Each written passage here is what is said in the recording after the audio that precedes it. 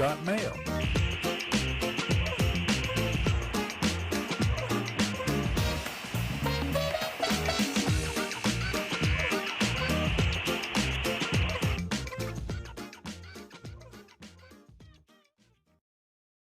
Good morning, everybody. You're tuned to Computers 2K now on the Nissan Communications Network. I'm Amnon, your host for the next couple of hours, along with Nick. Good morning. Good Look at this. morning. Our shirts look like they're matching, even though yours is not yellow. Twins. No. Winning. And Katie's here. Good morning. Good morning. And Spencer's here. We're here. And Golly's here. Finally here. Full house. Yep. Our number is I gotta 919-518. What? Sorry. Yeah, I have to leave now. Yeah, I have to go. Just showed up to say hi. Our number is 919-518-9773. Computers 2K Voice on Skype. And today's show is made possible by vMix Software and is sponsored by Tom Sinclair of Live Streaming Gear. So, anything anybody wants to open up with? Yeah, I've got a gripe that I'd like to. All open right. with. Yeah. So I was at a Durham Bulls game Friday night, and I had, and this is not a new issue, I had full 5G, like the fullest, all of the bars, as good as you can have, and I could not get a single bit of data to pass through. Just For because you have the hours. bars just means you have a good connection to the tower. Sure. Doesn't mean But you I have any was- bandwidth. Exactly. But I was surprised that it was like, yes, the Durham Bulls is a large sporting venue, but it's not like a pop-up. It's not like a downtown farmer's market or a street fair where the infrastructure isn't set up to handle Day game or night 15,000 game? people. Day game Night or night game. game? Well, you probably had all of the tobacco district all using it at the same time, not just Sure. the game. But you would assume in an area like that where they play so frequently, obviously, I mean, Yeah. they, you know, Yeah. that, and when I mean no data, I mean nothing. When Well, I you- Wow. when I walked AT&T? away, AT&T? AT&T, They don't yes. care. They were throttling everybody. so I know everybody was they through. don't care, but I would assume in this case the sporting venue would care. I tried this. Go ahead, sorry. So this year, I go to a lot of the hockey games at the PSC Arena. And this year is the first year that I was able to access and use my phone other than texting. And it's always been slow, and people would always have to connect to the Wi-Fi. And I guess they upgraded their data center or something, because I've been able to use my phone no problem, and I have AT&T. Yeah. I was surprised. You know, it was an I can understand when you get to an indoor place, you add more complexity and confusion. But I was standing outside, obviously had good connection to the tower, which would have indicated the full service. But no, when I walked out and got about 3/4 of a mile from the stadium, my phone lit up like a Christmas tree. You know Because what? every notification for 3 hours popped into my phone. I don't know that it's legal to do this in the US, but in Japan, they regularly use jammers. If you go to a big venue, they've jammed the Wi-Fi. I mean, they jam the cellular signals. But if it was jammed, I wouldn't have had I wouldn't have had full service, right? Because True. they wouldn't be they True. would be jamming my connection to the tower Yeah. versus the backhaul from the tower to wherever the uplink is for that. That's what I found so weird about it. And I get one bar at home. And if I'm on AT&T, I still get decent service here. It's not 5G, Yeah. but I have one 2 bar bars gives at me home.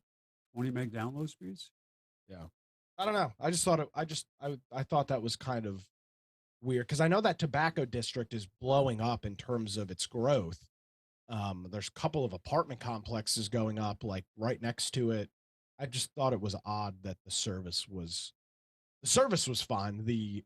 I guess throughput on the towers was. It's all the guys in the jail Abysmal. using the bandwidth. Is there a jail over by there? Oh yeah, look at the Yeah. big Yeah, building, across the downtown with street. no windows. Oh, I didn't It's Wait, know like I that. thought it was Windows, but they were It's like like 12 super stories narrow. high, no windows. It's the jail. No, I there gotta are look. windows. Yeah, they're Oh, they're very. little Yeah. windows. Yeah, they're No, like yeah, little. Katie's right. They're like slits. Yeah, There are slits. Yeah, slits. exactly. Yeah. Yeah. I wonder if they do it on It's purpose. it's So the running joke because every time a stand-up comic comes up on stage, the first thing they say when they bring you next to the jail, you know you're in the right place, right? It's like the first joke every Yep. comic stand-up comic does on Deepak. It's literally across the street from Deepak. Okay. I'm wondering if they do it on purpose so people will not stream the. But you can't do it on purpose, is what I'm saying. Is unless they're even if they were They can throttle on purpose. I Well, think they it's can- congestion. but a throttle would allow some data to flow. I'm Yes, saying true. That's true, no too. data for But if they- multiple hours. if they have the granularity where they can throttle you and not me, because if I exceeded my bandwidth for the month, my high speed bandwidth, or I'm using Sure. a hotspot and I use over my quota for that, they throttle me but not you, then they have to be able to do it on an individual basis. It's not just everybody. I don't know. So, So it it's comes, something- it something comes in the- down to you haven't paid enough. That's what you're saying? That's it. Yeah. Nick, you've been blacklisted. What else is new? Damn. I just passed a background check last week, so at least I know I'm not on any sort of federal terror watch lists yet. Well, Which was surprising. you're on the hidden watch list. Yeah. I'm not Well, crazy. I've been tested. I passed the Secret Service background check, so I mean, I guess I'm good to go in some regards. All right. So here is the first story and I want to ask Katie about it. TikTok owner ByteDance would prefer shutting down its loss-making app rather than sell it if the Chinese company exhausts all legal options to fight legislation to ban the platform from app stores in the US. This is what Reuters reports. And it says the algorithms TikTok relies on for its operations are deemed core to ByteDance overall operations, which would make a sale of the app with algorithms highly unlikely. TikTok accounts for a small share of ByteDance's total revenues and daily active users. So the parent would rather have the app shut down in the US in a worst case scenario than sell it to a potential American buyer, they said. What I don't get with all of this, right? Yeah. I get the back and forth. I get the politics. I understand all of that. I do not get Biden's. I do not get the. So they're being told you need to operate on American soil, basically, right? When it comes to American data, Right. which is what the EU does for Europe, right? And I think in a way China does it for China. I'm not totally sure. They Right. do absolutely. Yeah. Yeah. Yeah. So all they need to do, right, is they need to open an American entity, right? Yeah. And run that operation, right, in the US. And all of the back and forth here, right? I'm not saying the pressure is reasonable. I think it's beyond reasonable right now, the political pressure. But in this discussion, they're also playing dumb. It's not just the politician playing dumb. That's the thing, right? And so it's a game for now. Like everybody's playing dumb. I think it's But there posturing, is posturing, it's virtue signaling, it's all everything that you can think of from every different perspective. They're all it's like it's creating this thing that it ultimately isn't going to matter. Yeah, That's what I don't it's gonna resolve understand. itself exactly as it should, right? By them opening a US entity and just running it from here, and or not, right? And even if they, the thing is that if they shut down US users, then all that's going to happen, right, is that vacuum is going to be filled up by, I don't know, Instagram, YouTube, whoever, because the technology is running exactly the same way on all of these platforms already by now. Right? Vine. There's, Are you saying They that bring back Taylor? Vine. Are you It saying is that literally back online. Taylor Swift was going to have to pivot? This Taylor is what Swift I even don't. relies on TikTok. Yeah. This is what I don't understand is exactly what you said. Like when I first started hearing that they have to sell it because it's a Chinese company that owns it, I'm just like, why don't they just open up a U.S. office? And But that's what means selling. It means opening a US office and selling to that US office. yeah, That's I what Well, feel it like means, right? but hold on. It is more than that. It's not just divesting to a quote unquote US company. It would be changing the way in which their platform works in terms of data. That's the part that That they is don't correct. want to do. They don't want to. They could. I mean, this is one of the Yeah. most profitable companies in the world. They could easily do this. They just don't want to. Yeah. Apparently. Yeah, but I don't know. I mean, Okay. business versus government here. So Somehow government always wins, right? It's like it doesn't matter. Well, that's how it's set up to be. I mean, that's what's so Yeah. dangerous. so Katie, does that mean that it's going to hurt your business? I mean, yeah, if they get rid of it, but I don't know. Like Gall, Gall said this could take years of this going back and forth, and I don't think it's actually gonna affect the end users. I mean, even when I every time I open up TikTok, they have an I don't want to say an ad, but I guess it kind of is an ad where they're like, this is what's happening to TikTok. Call your representatives or whatever. I actually don't listen to the message because I automatically skip it and I don't care. Um, but I'm sure me and the majority of TikTok users uh just feel like we're just gonna keep going about our lives like nothing's different because they're gonna bicker and fight about stuff and then Let me ask you this, Katie. yeah. So, as an owner who relies on TikTok right now, a business owner who relies on TikTok, right? Yeah. Um, let's say tomorrow TikTok blocks communication US based IPs. Okay. Yeah. So that means when you open TikTok, it'll say there'll be some sort of screen that says I'm sorry, or even more. You're using an iPhone, so I don't know how that works there. But on an Android, I'll let's say I'll be able to install TikTok from a third party application store. Okay. Yeah. And will you be running? Will you still connect to TikTok via VPN? Or Yes. Well, the first thing I would do, like if today TikTok got shut down, I would pivot to my Instagram. And I haven't Instagram also supports having a store on there, but it's such a pain in the butt and I just haven't sat down and tried to get a store running on there because TikTok made it so easy and it's very quick to get started, very easy to upload new products, very easy to talk to your customers. Instagram kind of for me personally, for the user experience is too bloated.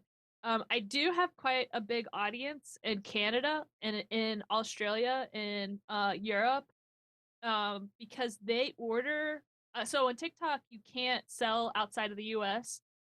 You can only sell products or you can only ship in the US. So, but what I do have is I have my Instagram linked in my TikTok, so my international followers can order through there, and I get a lot of Canadian orders and I get a lot of Australian orders, um, and and so if for that I might do a VPN to see how that works and keep going because outside of the US, I do have a following. It's not as big as the US because 99% of my sales are from the US, but it might be worth it. But if those same people find me through Instagram, then I'll just switch to Instagram. But Well, I don't remember. I don't know if it was Nick who said it or whatever, but or whatever. But if TikTok disappears, something else is going to replace it, and I'll just pivot. Like when you're a business that's on something that is social media, you have to be prepared to pivot because you never know when things are going to change.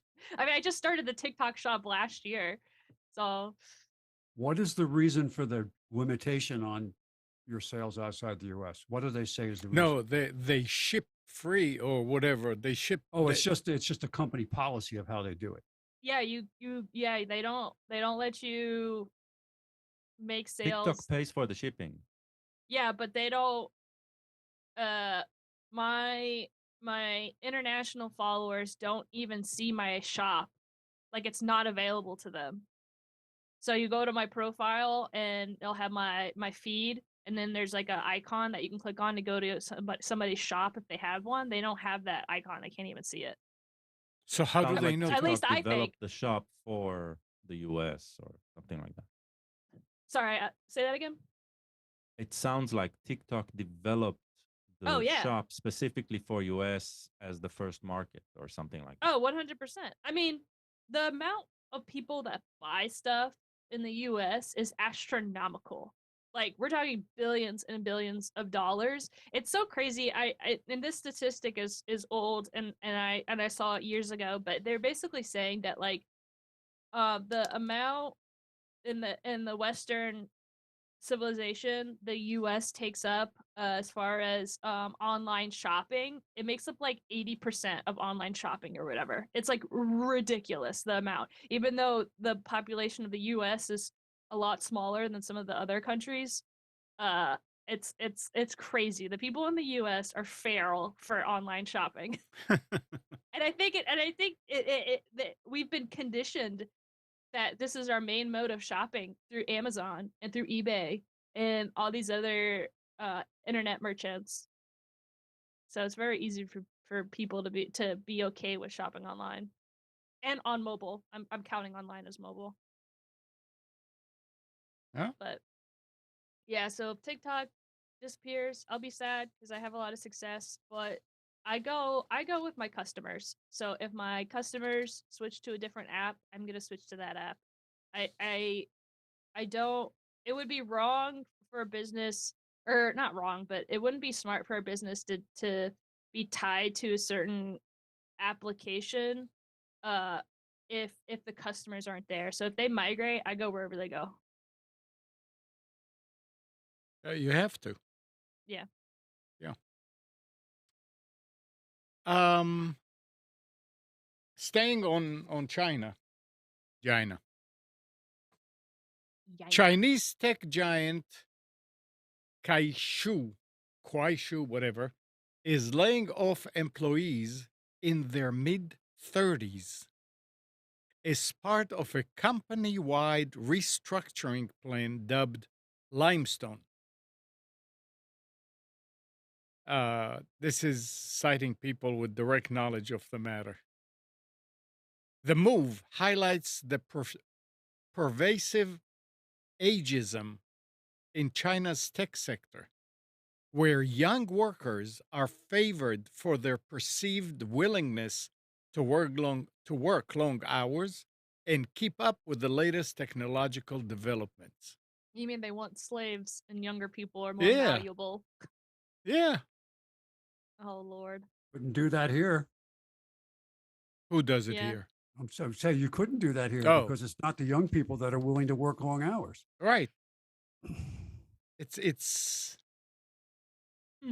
That's Well, as a generation. that's an Wait, that's incorrect. yeah, well, in the Wow. US they have internships. So and they Yeah. don't get paid. So they still do that. It's just they call it something else. I don't consider working long hours when you have the ping pong break and the coffee break and the gourmet food break and all this other stuff in these companies. I'm sorry, that's not working Yeah, long but hours. you see, Spence, that's what you see when you go into an environment like that because you've never seen these before. I want to know about I can tell productivity. you that these places, these spots, they are unmanned. They are so rare to be used, right? Yeah. It does not happen. In They are fact- there for show. Nobody uses them. In Well, fact, because if you see a company that has ping pong tables and foosball tables and all these amenities, it usually means that their employees are overworked and underpaid because they're Yeah. trying to substitute this life, what is it, work environment because it's so crappy for the employee. well, you'll this is see it all on the marketing. You'll see it on the marketing. you will not see it used. You might see it used when during lunch break when everybody's at break, but you won't see people manning these So spots unless they are it's a ploy to aware. hire people. It's a ploy to hire Yes. people. In fact, But- in Of marketing, course. it's But- called company culture to snag new employees. But a company has to has to get the best productivity they can out of their people. It has nothing to do with that. If they're not getting the productivity out of their people, that's what I'm saying. Are the Why? productivity numbers actually going up? Yeah, but Spence, the way you see it, so you are drawn right to the flashlights, and the flashlights are there just to blur the image, right? You're not seeing the true image. You are criticizing something that does not really represent the worker. It does represent enterprise. It does represent the way the employer sees the employees, but it has nothing to do with productivity. It's all a decoy. No, I understand that. What I'm saying is that the productivity numbers, a company is not in business to lose money, right? They're trying to find people, and the problem is that they find good people, they're burning them out. That's why you see Agreed. so many people jump around so much, because they get fed up and they get lured with more money and they go work somewhere else and they find out, well, maybe it's not any better there. But the point I was trying to make was that I understand about what I'm saying is that to the outside person who's looking in, that is exactly what you say. It's a flashlight to get distracted by, but it's Yeah. not a good flashlight to look at. It is not. It's what a great environment. Everybody has their beanbag room that they can go to and relax. It's meaningless. You've got to be satisfied with your work and you have to be productive. Yeah, but that was always the reality, and everything else Exactly. is just it's part of it, right? Exactly, but you're trying to make it sound like, oh, the whole culture of work has changed. When no, work is, do you get paid what you're worth, and are you worth it to the company for you to be there? But here, For me, the answer is no to both. Yeah.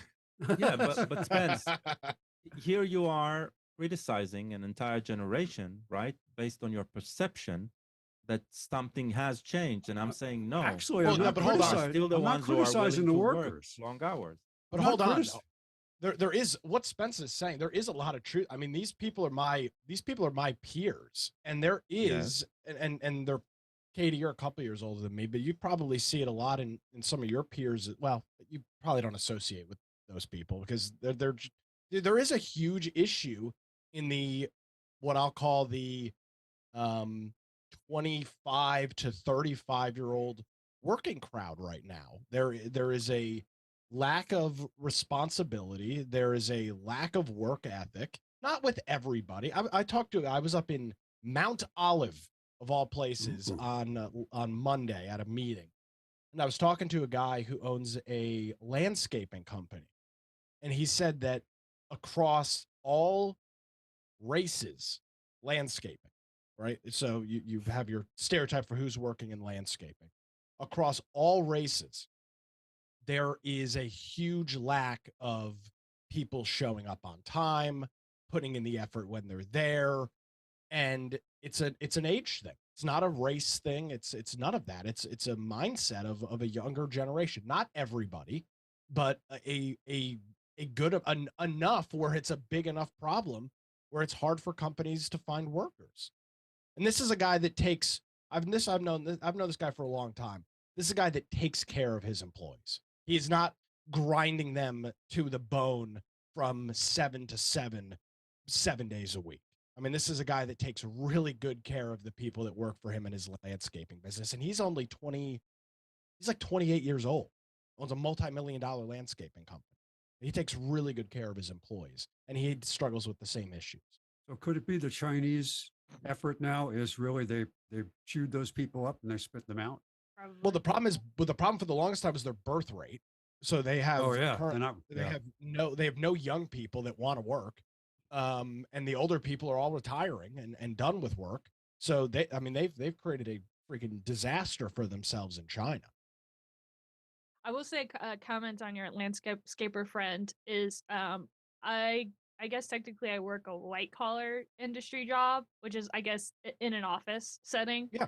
And I don't run across uh lazy people. Like the in my specific demo, or I don't want to say demo, whatever region of working, it's a very kind of cutthroat industry, and if you don't cut it, you're not going to last long here. So in fact, I see the opposite. I see people that are overworked and people that get burnt out real fast and they jump. And granted, I work in the entertainment industry, so and young people, and the same thing they're doing. The in fact, the companies are doing the same thing that they do, that you just said that they're doing in China, was that they want to hire kids straight out of school because they're not disillusioned, and they just work them to the bone, and then the worker will eventually stay and keep at that level, or they'll just get burnt out and quit and go somewhere else, and then they And hire another 21-year-old. these practices go way back. This is not what I'm saying is from a working perspective. This goes back to Jack Welch and the GE way, they used to call it. The Yep. bottom 5%, whether they're useful or not, they go. They always are redoing the lower 5 to 10% of people, because that's how you say, if you're not challenged and you're not growing here, you don't belong here. Well, that was because they were looking for that was actually two benefits. It was benefited the employer and it benefited the employee, because if they were stagnant in their job, they were never going to reach their potential. Now that doesn't matter anymore. They want to get rid of them not because they're concerned about their potential and they need to go somewhere else. They're just using them up. Yeah, that's what I see So, quite frequently, yeah. which is the opposite of the comment of the younger generation being lazy. And that's I wasn't No. trying to go there and say that about them. They are being exploited. Yeah. But at the same time, they've also grown up in a culture, COVID time, right? They saw suddenly, oh, I can work from home. I don't have to get out of bed. I can sleep. I can work in my pajamas. I can have food delivered to the house. Things have changed. Well, let's So- remember that those who could work from home, right? There's such a low percentage of the population. Well, for a while, So everybody got a I taste don't. of it. That's Spencer, what I you mean. calling me out because I work from home in my pajamas? No, Yes, I worked. I will. worked- I will. Last 10 years, I worked from home. And I thought it was great. It was a productivity increase for me because Yeah. I wasn't sitting in a queue with all these people stopping Same. by. How are you doing? What's going on? Did you go to the game? It's like I couldn't get anything done. And my boss was the worst offender. He'd be in the office next to me, talking on the phone, walking up and down the aisle with a long cord on his phone, Yeah. talking all day. And I loved it, but it was the introduction of that lifestyle that now when you have to go back to the office, when you really don't want to, it's what I'm just saying is that the workspace is an evolving thing, but it's not evolving. The same problems are there, they're just handled differently. Yeah, they're just, you know, When I was in bedazzling the a pile of crap. workforce, we had people that were complete duds, but you couldn't touch them. They couldn't get you. It was so hard to fire somebody. You had to collect data for a year before you could actually fire somebody. Still the same. Still the same. Nothing has changed. I can tell you. That's got to be a workforce EEO thing. So, And I don't know what the solution is to, because a lot of the fun stuff that you see on the websites that people or companies are advertising is to get new candidates to come to the job, or to get people to come into the office, to validate the reason why that these companies are spending millions of dollars on these realty spaces, office spaces, and nobody's using them. it's interesting because you go back to the old saying is that if you love your job, everything else goes away. But the problem is that I don't think a lot of people are loving on their job. So, No, not if they can get the money from the government without working. well, that and No, that's not the reason. I can tell you. No, but it's 100% one that's of the not reasons. One of the reasons. No, that's not even a 0.5% reason. What do you This mean? is most people do not want to do nothing.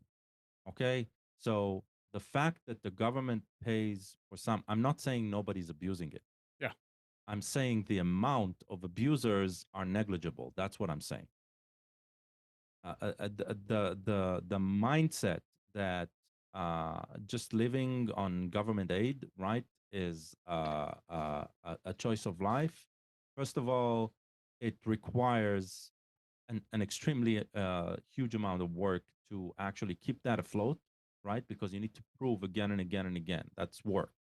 So instead of that, instead of claiming how miserable you are to the government, right?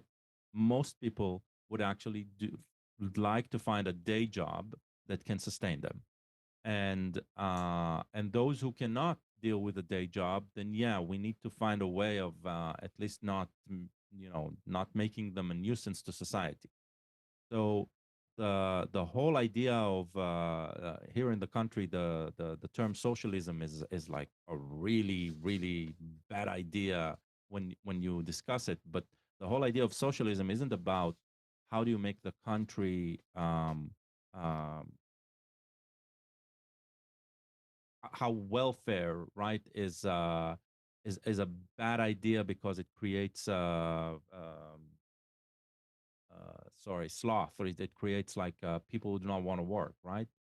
That laziness, that's not the case. Laziness does exist. It does not go away, but it does not get bigger when welfare is around. That might be true for Okay. people who came out who were working who went on welfare, but people who grew up in a welfare environment, that's not true because they had Nobody no wants to experience. They stay in a had no. welfare environment. What do you? They That's ne- bullshit. What do you mean nobody wants to stay in a welfare Nobody environment? wants You go to look stay at. in a welfare You can environment. go look at the stats of people that love staying on welfare. What do you mean? How you can't make that blanket claim? The same way that I couldn't go that every person that's on welfare loves it. I mean, you're it you're drives it. assuming everybody came from a working environment and lost their job and went on welfare. There are people that have No, never I'm looking at worked. the stats at welfare countries, right, where you see, right, the percentage of people who actually rely on welfare, right, is not as big as the U.S. claims to paint it. That's the thing. Well, Whenever you talk about it in the U.S. and you look at the stats at places where welfare is a viable, let's say you can keep your head above water in places like that, right? And you see that the the amount of people who actually rely on it are probably those who actually need it, not those who would fit into the working into the workplace, right? I And completely anybody who's disagree. working is doing it by choice. I completely disagree because I think there's a culture in the world. You go to the UK and look at people on benefits, right? These are Well, not people that are guys, can't wait to find a job. we are These are people we are who've gone off in the completely, weeds. yeah. We'll talk about this on on the social show. Yeah. No, Well, Give everybody UBI. That's the great plan. Give everybody a UBI, and that solves all the world's problems. That's what we've been told. So yeah. Well, solves all the problems. Just free money that nobody can back up. and and Just the thing solve is, all the world's woes will disappear. we always hear about these people who don't want to go back to work or don't want to go back to the office in the tech industry. All the stories are talking about the tech industry. exactly. Yeah. Um, and the tech industry is really the one industry that you can work from home. I mean, if you're an auto worker, if you're a salesman, if you're, I mean, you can't, you have to go out there. So, anyway, listen to this 1,000,000 terabytes. Process that. That's the amount of storage reported by users of the Ceph storage solution across more than 3,000 Ceph clusters. The Ceph Foundation, that is CEPH, Foundation, is a directed fund of the Linux Foundation, providing a neutral home for Ceph, the most popular open source storage solution for modern data storage challenges, offering an architecture that's highly scalable, resilient, and flexible. It's a software defined storage platform providing object storage, block storage, and file storage built on a common distributed cluster foundation. So, who heard about Ceph? Ceph is very interesting. It's been around for probably 10 years now, maybe 15, maybe more. Um, so the key is distributed and clustered. Um, unlike file system or NASs, where we have a single machine that's hosting a bunch of disks, Right? Ceph, you still have that, right? It's not that that goes away. It's just you get multiple machines, and every machine is in charge of its storage, and you can connect these machines together into a farm, right? That provides very sustainable, very performant storage.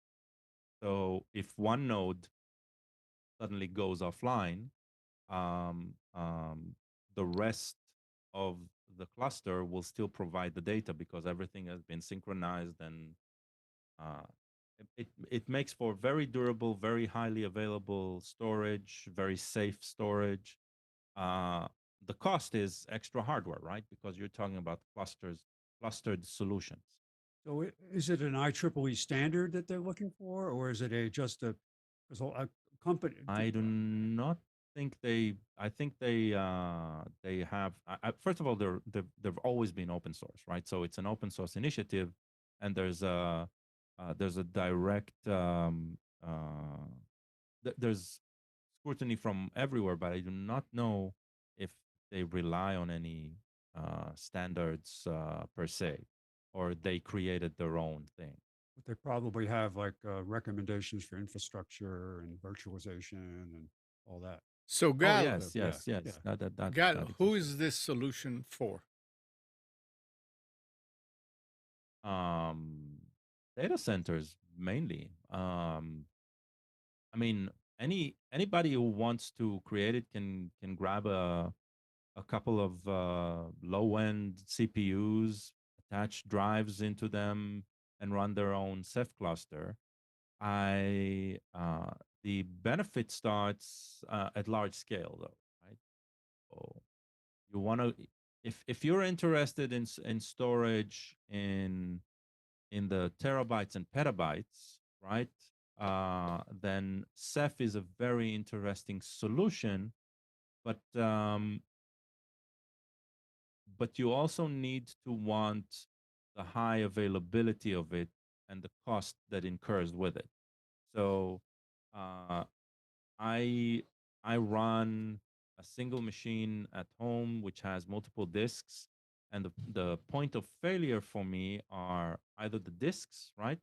Mhm. They uh, I have a cluster of I don't know, 5 disks.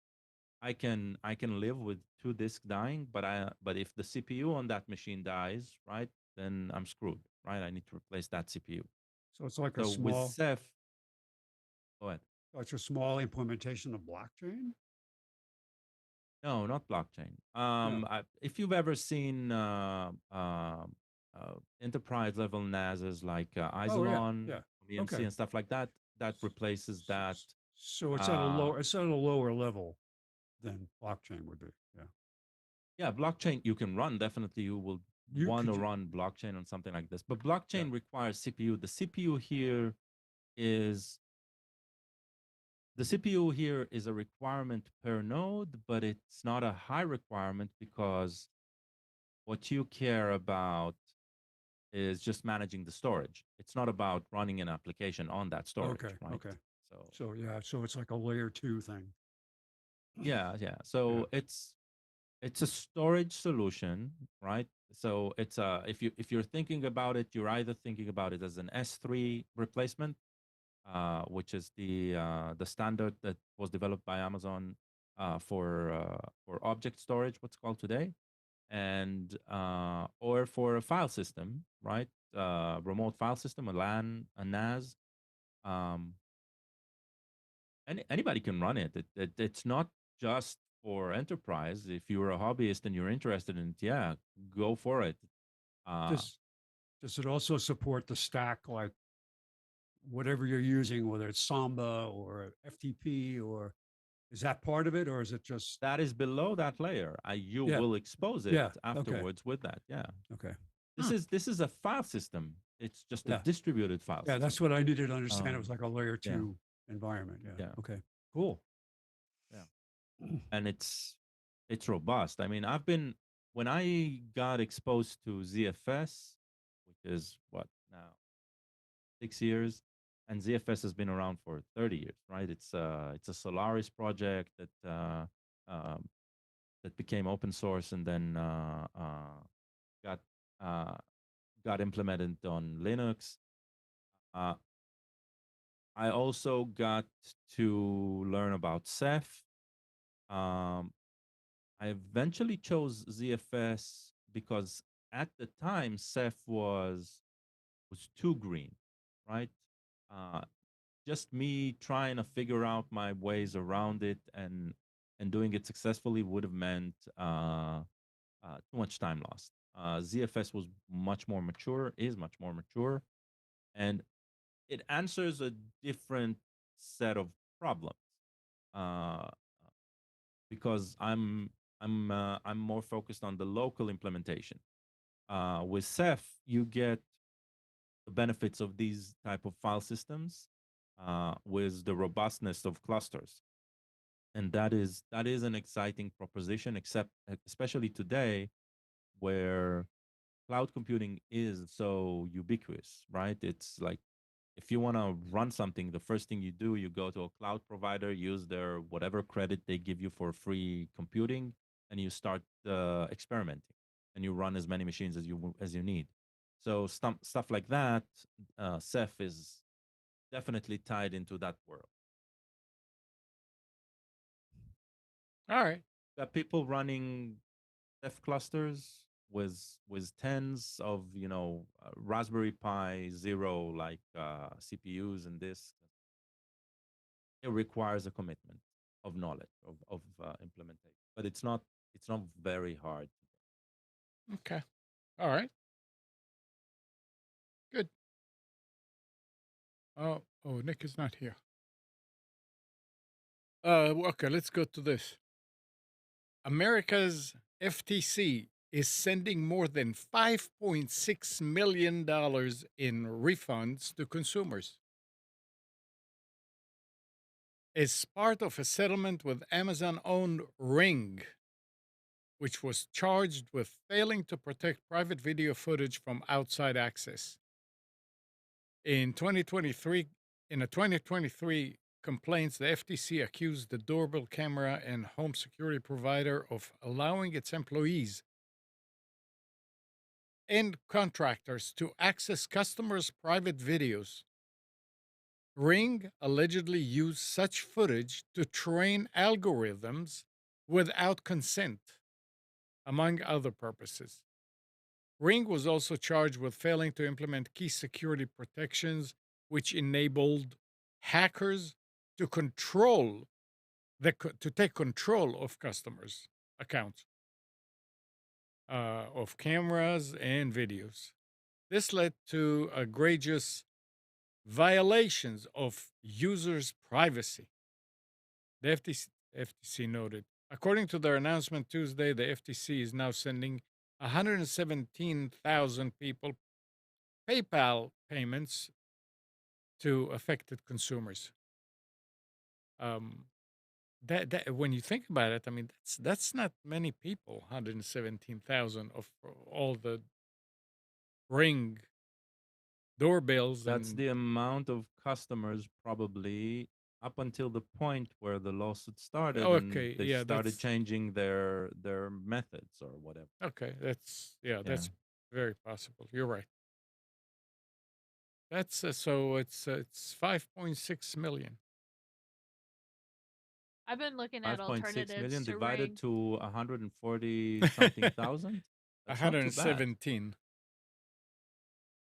What's That's a few some $100 good for alternatives? everyone. Say Ring? again. I said, what's a good alternative? Because Ring was also raising their prices on everything. Ring was never a good alternative Well, there because are of that. others. Yeah, everybody is doing the same thing. The strange thing is if you are actually looking for a doorbell ring solution that does not connect outside of your home, those will be extremely expensive. They'll be like in the $400-$500 range. Dang. If you're looking for a solution that all it does is the way to access it is using a third-party external service, then you are anywhere between $100 and $200. You can find a good, right? And if Mhm. it's So, not connected outside the home, you also need storage. oh, I got one that has storage on it, like it has memory How much? embedded on it, How right? much Very simple, memory? but I still can access it only from their external service. How much memory is in Cannot it? get an internal IP and just connect to it. How much memory is on it? About a few gigabytes of memory. It's enough. Huh. So Interesting. then what would I need? So my Ring's useful because when somebody's at the door, obviously I can see them on my app and I can access it Right. whenever. So if I went with an internal one, like the $400 one, would it come with an app too that I could see? So in order to do that, you'll need to set it up. It's possible. It's more complex because Uh, you'll need to understand what DNS is. You'll need to understand what an HTTPS ticket is. I'm not saying that they do not provide a service. Everybody is running their own servers, right? It's just you're always exposing yourself to them. And in order to do that on your own, you'll need to spend, I don't know, 45 minutes in front of a video that shows you how to do it, right? And maybe it'll cost you uh, around $10 a year to maintain a domain name. You actually don't even need that. There are free solutions that you can get a free domain name that is ugly and long, but it'll work. But yeah, it's possible with something like Home Assistant attached to an add-on that deals with camera. There's a complexity involved, right? I'm not that's saying it's very, already very easy. that's already What's too that? much work. Okay, so if I don't No, do it sounds Ring, like a what's lot of another one? work. It's a one-time investment in time, which usually is around, let's say, an hour of implementation and probably another 3 to 4 hours of research before, right? Because you actually want to understand what you do. But that's about it. Like that's what you get for that free come in, enter my home. Oh. So the alternative is letting somebody into your system, into your environment, into your network for free, right? You're not charging them anything to do that. They get that access. And in turn, they give you a product that seems to you reasonable in price. But what they get in turn, what they get instead, they get to collect statistics on you as long as you have that device running in your system. Whether they are upfront about what they're doing or not. That's Okay. the reality, right? I'm not trying to frighten anyone. I'm not fear mongering here. It's not That's the way paranoia. it It's just works. a way to understand it. I have one of these. I have an Alexa at home, right? It's definitely something that I know I'm exposing myself, right? Yeah. Still use Gmail, uh, so I understand the price, and I'm willing to pay it. I just wish that everybody that's using it will actually understand the price. That's all. Understand that it's that free is not free, right? The price exists, and you need to understand what you're exposing yourself to. that way you behave with it the way you should, and not, like 10 years ago when celebrities would uh, nude photos of them would just leak out because they didn't understand what they're doing. They could have kept it private, right? If they knew, if they did understand what they're doing. But it was easier not to understand and not to do with it, not to do that, right? So you were overexposing yourself. How much did they go up, Katie? Oh, I don't know. Hold on. Let me see. I mean,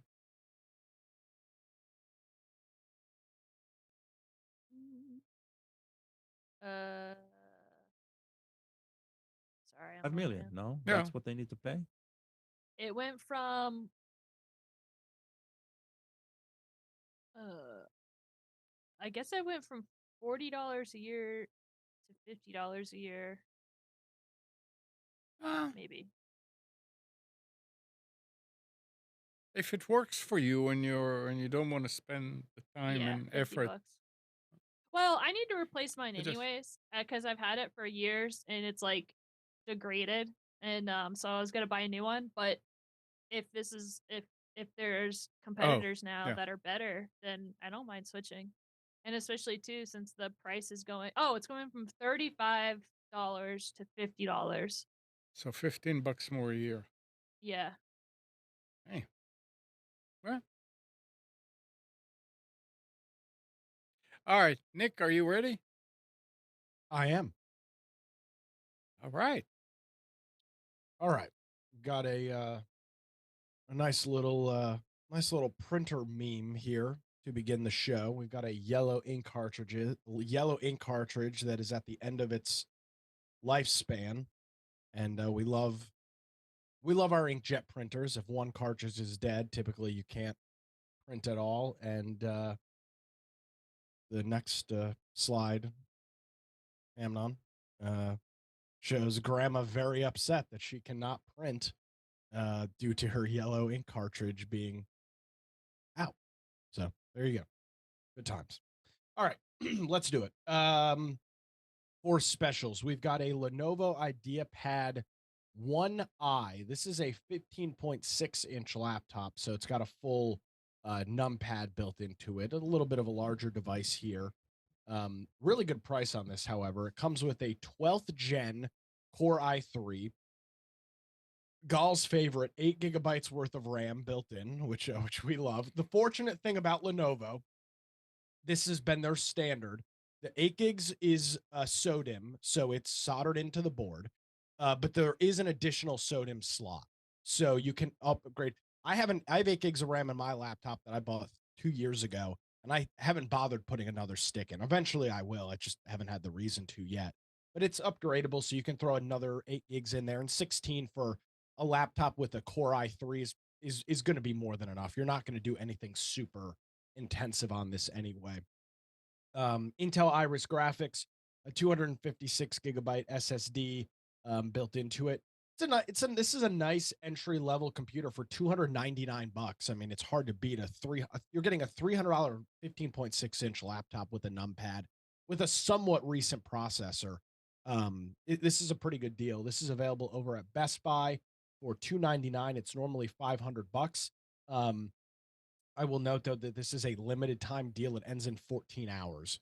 So it ends today. So if you're interested or want to pick this up, you're gonna have to do it today. Next up, over at Walmart, we've got their on brand ONN.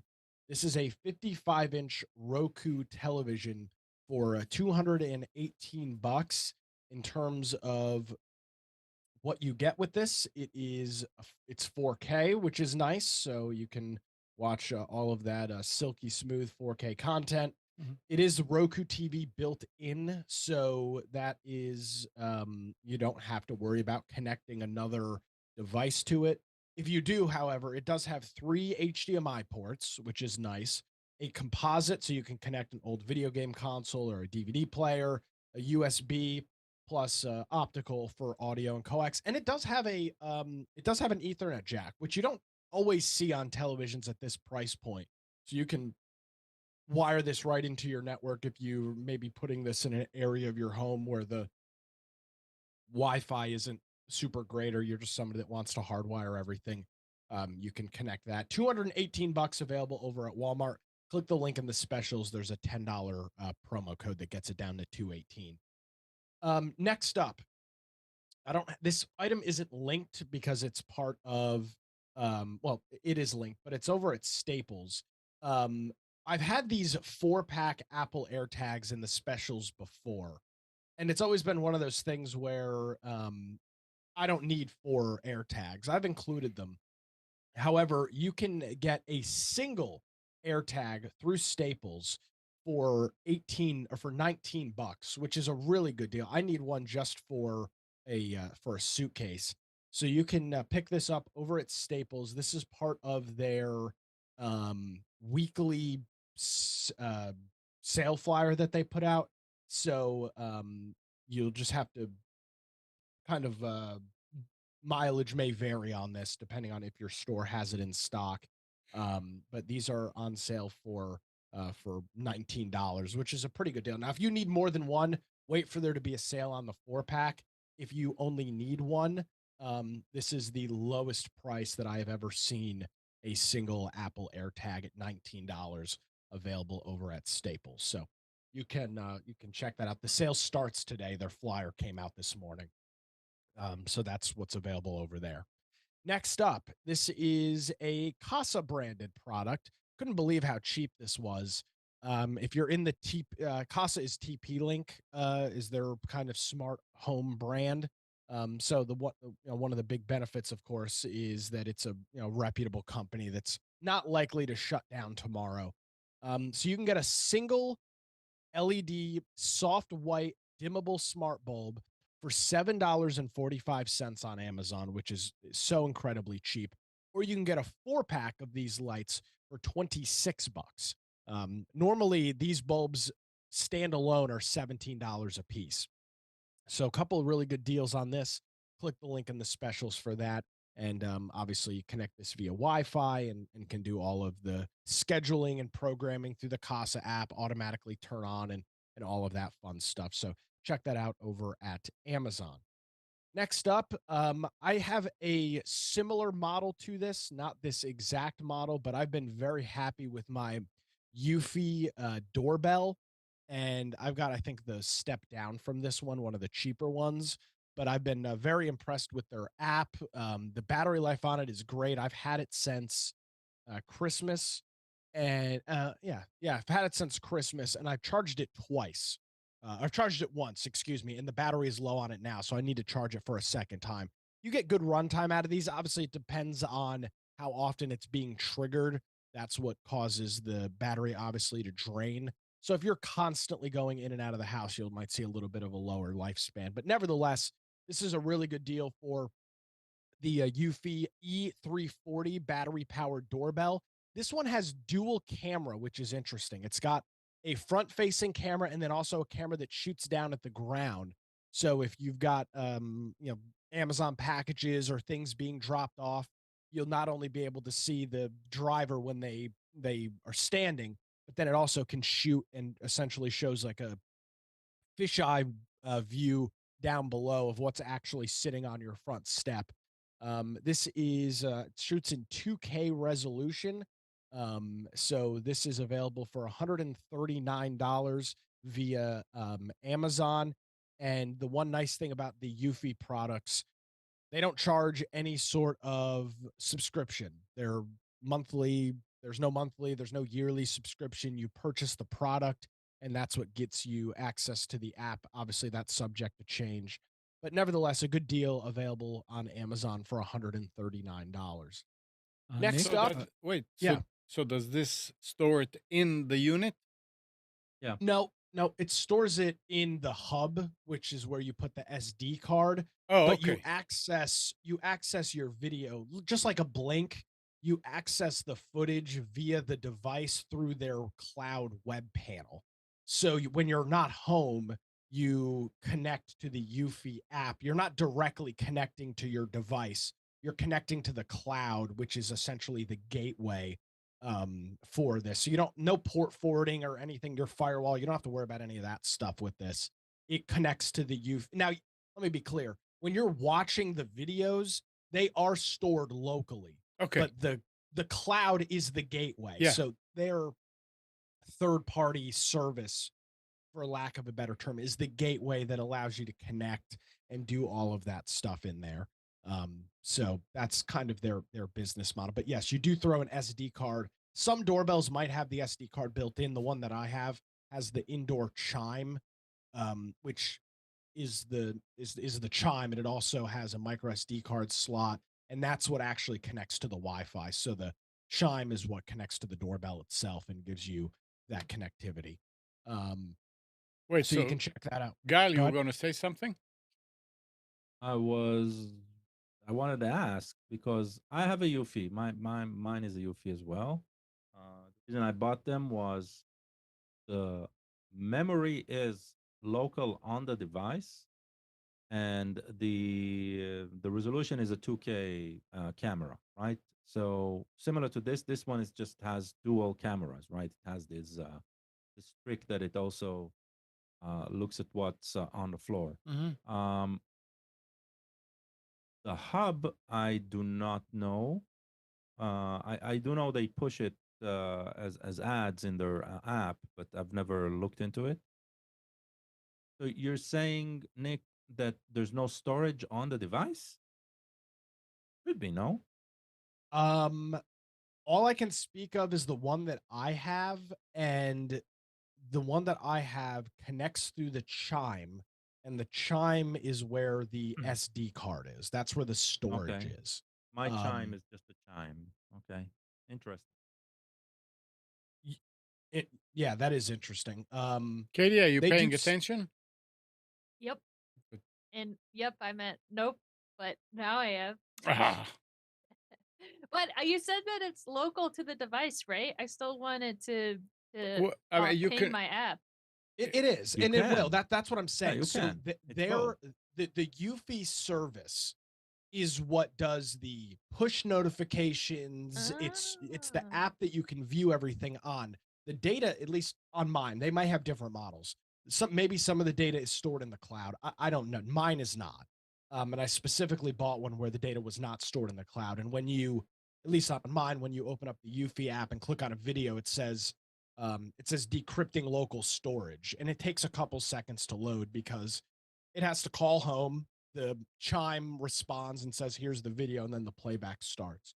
Mhm. Um, Well, so dang. Maybe this is yeah, the answer to my problems. I'm a big fan of the Eufy products. They're relatively inexpensive. I like the fact that the data is stored locally, and the I don't know about yours, Gal, but the battery life is pretty damn good on these things. Oh, mine's I'm is not powered, so no. okay. So you have a powered one. So yeah, the battery is pretty good on it. It works well. I've had mine for the last couple of months, and I've been um I don't know if I got it this Christmas or last Christmas. I don't know. Nevertheless, very Yeah. happy with it. Is it Available also 139 bucks over at Amazon. Yeah, it's a good price. It's an excellent price. So Does Now I will it note this one does not come with. I do not believe this one comes with the chime. You have to purchase the hub. Some cases the hub comes with it. Others it does not. So you'll just have to do right. your research on what chime and hub you're buying. Right. And if it's anything like mine, it cannot use the mechanical chime you already have for your doorbell because Correct. it draws more, it needs to draw the power that is supposed to go there. So if you, during the installation for mine, I had to disable, basically shortcut the The chime. mechanical chime to make sure that it never draws any power. They they have instructions on how to Oh. do it. So it's powered right from the chime from the 12 volts or 24 volts that's coming through to the doorbell, but it disables the chime that's already installed, and that's why I needed when they shipped it with a wireless chime that just hooks up to a socket somewhere close by, and you get the sound. Of course, you get the chimes on all of the phone apps that you have installed, right? And it's pretty immediate. They're doing a good job there. Yeah. I can I attest. will note that the unit does not require a chime. This one has 2.4 gigahertz Wi-Fi built in. So I believe you can use this one without a chime, or which the chime is some cases a hub. For my unit, it's a hub. It's a multi-use model. But I believe for this one, the Wi-Fi is built in. Now that of course means that you have to have good Wi-Fi on your front step. So that's one of the benefits of the chime slash hub system is you can have your doorbell on the other side of your house, put this chime or Mhm. hub somewhere in the middle, your living room or somewhere where you can hear it, and it's actually the middleman between the doorbell and Right. the internet. So, nevertheless, Eufy stuff, good deal. That's available over at Wait, Amazon. Nick, I have a question. Does Eufy also do home security with like window magnet thingies or whatever? You know what I'm talking Question. I about? That don't know. that is a great Because question. that's one thing I have with Ring is I have the doorbell, but I also have it in my house, and I don't care if it connects to the police department. I just need it so I can set it to alarm, and then it sends me notifications if it notices a window or a door opens or whatever. They They definitely actually do. have. They have entry sensors that you can purchase. They actually have a 5-piece home alarm kit Maybe that's that's what I need to buy. $119. That's Um, cheaper than the camera or No, the. no, that's without the camera. Without a camera, though. This yeah, is so this is a 5-piece home alarm kit. It comes with a home security system keypad, a motion sensor, 2 entry sensors, and the alarm itself. Um, Plus, you can pay for a 24/7 protection through some service, but you don't have to. Nice. Maybe this is my solution. Yeah, take a take look a at look it. into the Eufy stuff. They make a lot of good quality stuff. Their things are relatively affordable. So yeah, do some research on that. But all right, let me get through the rest of Okay, these real keep quick, going. and then we'll move on. Um, Microsoft all-in-one media keyboard. This is just a really basic key. This is great if you have a home theater PC or a Raspberry Pi or something connected to a TV. You don't want to lug around a keyboard and mouse. Get one of these guys. It's got a nice trackpad on it and the full keyboard. That's available for $19 from Ant Online. And then 2 final things here this morning. This is over at Costco. Big Costco fan. This is a Chamberlain half horsepower um, garage door opener. However, this one has got Wi-Fi compatibility built into it, so you can set this up in which you can remotely open and close your garage door. You can get alerts if the door is open or if something happens with it. This is normally $200. It's available for 150. You save $50 off. Plus, there's another $50 manufacturing savings for the next day. So let me actually log in real quick and see how much this is actually going for if you're purchasing this over at Costco and if it's available both in store and online. Um, yeah, so it's 100. It's actually so it's 149 bucks, and it is not sold in store, so you do have to purchase it, and it will ship to you. So if you're looking for a new garage door opener and want to get something that is smart, 150 bucks seems like a pretty cool way to do it. So check that out. And then finally, I thought this was a neat little product. It's by a company known as ESR. I don't know anything about them, but it's a 3-in-1 wireless charging setup. And this for this setup, you can see it charges the Apple Watch on the back of the device, the phone via the magnet charger connector that's on there. Essentially turns into an alarm clock, which if you're charging your phone and have it oriented a certain way, it does that by default. And then it also has a wireless Apple AirPod charger also. So you can have this one unit on your nightstand and charge your watch, your AirPods, and your phone all for $56.99. This product does have about 1,700 or so reviews on Amazon, and it's got 4.6 stars. So It's relatively obviously it's got some decent reviews on that. So check that out. It's available over But at that's only Amazon. for an iPhone and I mean Apple stuff. Correct. Okay. Yep, absolutely. I need to And that's upgrade. specials. I need to upgrade my phone because I still have an SE. It doesn't do wireless charging. Mm. Yeah, I'm not a big wireless charger. I I'm just trying to think. I use my phone. I typically will be listening to a podcast or something of that nature at night. So the wireless charger, when it's kind of over on the nightstand, doesn't typically work. So I still plug mine in. But it is nice to every once in a while, especially when you're out somewhere. I've seen a couple restaurants now where they have them built into the bars, which is pretty cool. So you just lay your phone on that, and it's pretty neat. But I'm not I'm not hooked on wireless charging. I'm at the point where my phone is starting to act weird. And I tried tried reinstalling. Well, I haven't gotten that far yet, but it'll every once in a while just it'll lock up, and I I'm have to at the go. point with my Apple Watch for that. I have the first generation Apple Watch, which is at this point almost 7 years old, and it's a similar situation. Yeah, but I'm looking at a 14 iPhone because it's reasonable through AT&T. I can get it for like $235 with if I pay it over time. I will Hmm. say, I have a wireless charger, and granted, it's a knockoff, I guess. I don't know, it's not Apple branded.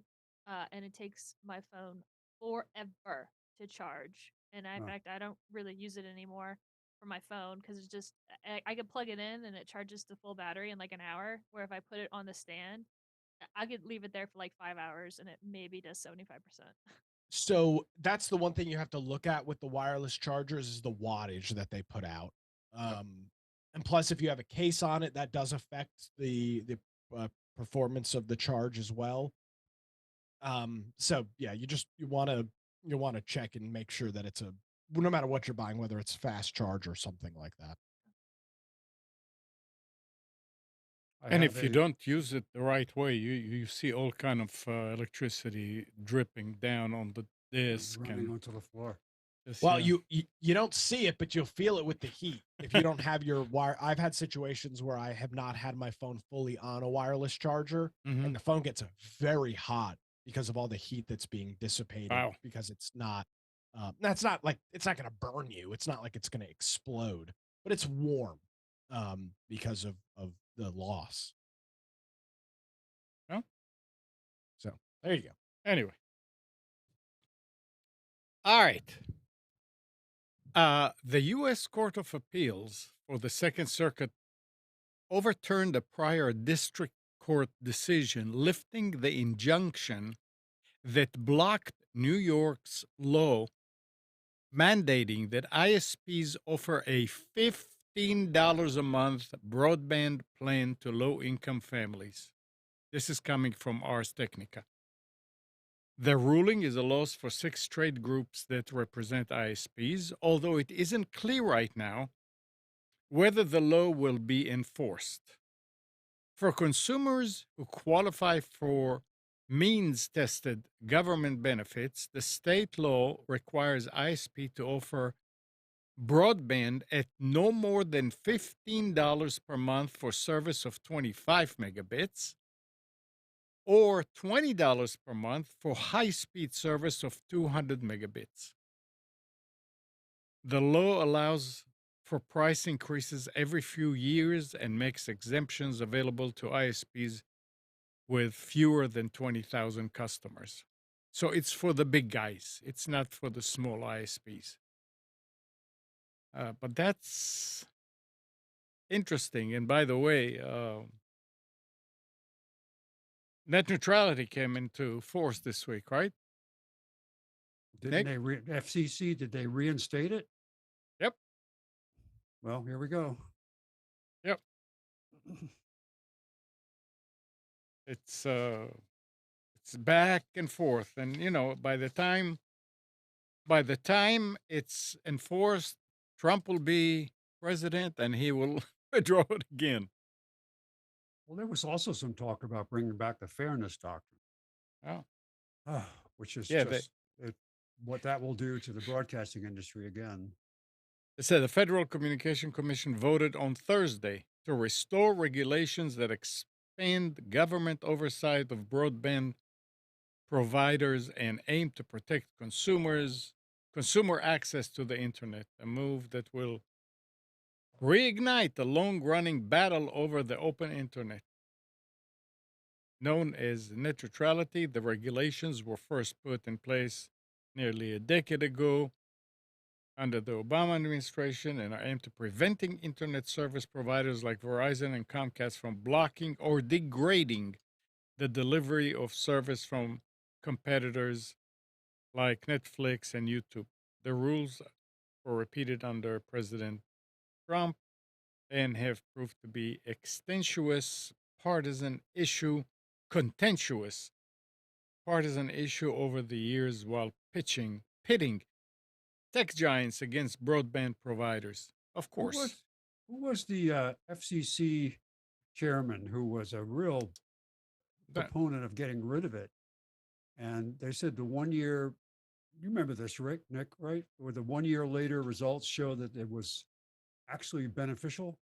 It didn't do what they said it would crush. Ajit Pai, is that what you're talking about? Yeah, and about how they were saying that this whole changing the policy of turning it off would be a great detriment. It turned out that it actually Well, improved services. And we need to ask ourselves this logically when you talk about net neutrality. And this is what I've always found so interesting about it is for these ISPs, which is who this is.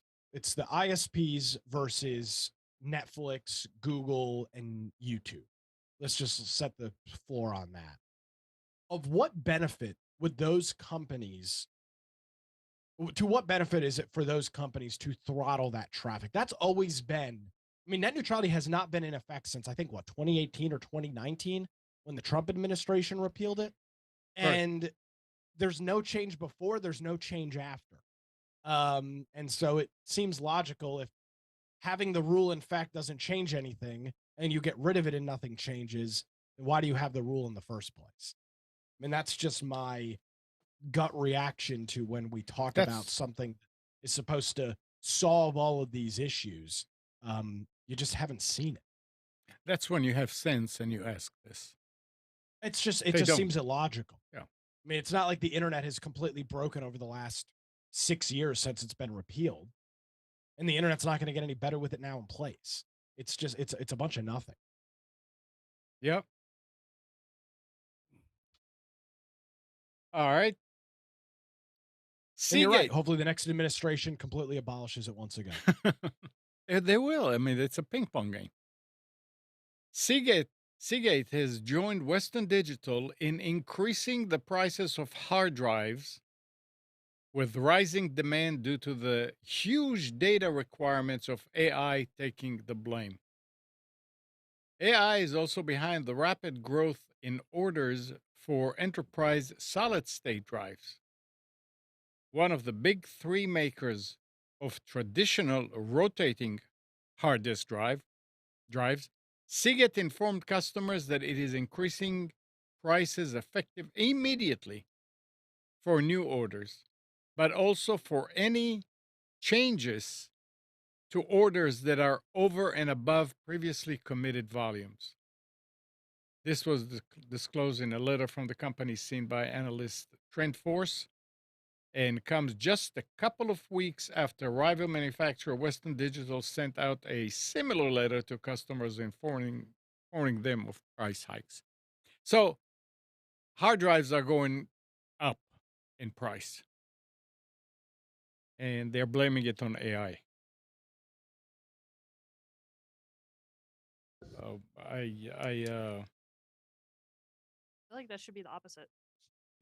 Blaming it, they're cheering AI because Yeah. if you want to run AI, you need some storage. You do Uh, some. It's not like I don't know if it's true to call this. I don't know. Seems like tying a buzzword to the increasing need of storage in general, right? And just coining it's AI. Not sure that that's the. I don't think AI needs more than, let's say, blockchain, which was the previous buzzword, right? So Yeah, I mean, next we're going to see a notice from Duke Energy that says we're raising the electricity prices because of AI. yeah, exactly. It seems like I'm not saying there's no need in AI for more storage. I'm just saying that need. I don't think increasing need has had a jump like that. No, They are probably like everything else. Everything is getting more and more expensive. yeah, Weren't there just some recent uh, studies done that talked about the impact on the grid for AI as far as availability and total amount of power required? It was something about how if this one plan was implemented, it would use 10% of the power grid or something like that to satisfy I don't know. based on current um, capabilities and power usage. Or um, I'll have to find it. It was a study that came out about a month ago. there were a bunch of stories about the fact that California's grid is not up to par with electric vehicles. They don't have enough That electricity, much I right? remember. Yeah. Yeah. I read a story this week that was talking about how much solar energy they are producing in California. And they were saying that solar collectors panels are all over the cities, on rooftops, all over any open space and all that. And that the power company is saying they are producing so much because they pay you back or when you have they're producing so much and they are throwing away a lot of it because they can't store it, they can't use it, and they are going to stop incentives to people in Yeah, but you California. see, that sounds like a load of crap because that means the power company needs to produce less, Well, but they won't, you right? see but the point here is what this is not the power company giving you this. This is a this was an external independent uh, auditor that was looking at it and was saying that they know and they heard from people that they are really throwing away a lot and they're going to stop the incentives. They They're did. going Yeah. to bring up rules that you can't put it on rooftops anymore and you Well, can't do this. they changed the payback. They're not going to Yeah, sell right, they're not going to let people sell the power back to the right. utility company at the Yep. retail rate. They're going to let them sell it back at the wholesale rate because that will Yeah, I then mean the that, incentive to people won't be as good. but yeah, Yeah. and the point here is you have all this power. I mean, all you have to do is just be able, I mean, set up a system to store it. Other Like what? countries are doing Like it. what? Batteries. What do you mean? Like Yeah. what? No, no. Well, no. I Batteries, know. it works, but the size and the complexity of the batteries that they would have to store the power. No, They don't do did it some, centrally. but Don't do it centrally. they did something like this in New York back in the 70s, believe it or not. They had the Schoharie Reservoir in upstate New York. Uh, they built a reservoir at the top of a mountain, Yeah. and what they would do is they would pump the water up there during the night because that was low demand, and they would run the turbines to generate power going down. So I think that would be a much smarter way to do it because then it's the problem with the batteries is the cost over time and the fact that we have problems with shortages of precious metals to make the batteries and the recycling of the batteries and all that stuff. The right way to do it would be to find some kinetic way to save the energy. I would tend to say that no, the the better way is for the power company to lower the production, and when all this electricity come to you, channel it to the customers. Have a system that when there's a lot of it, you can lower production, like Gus said.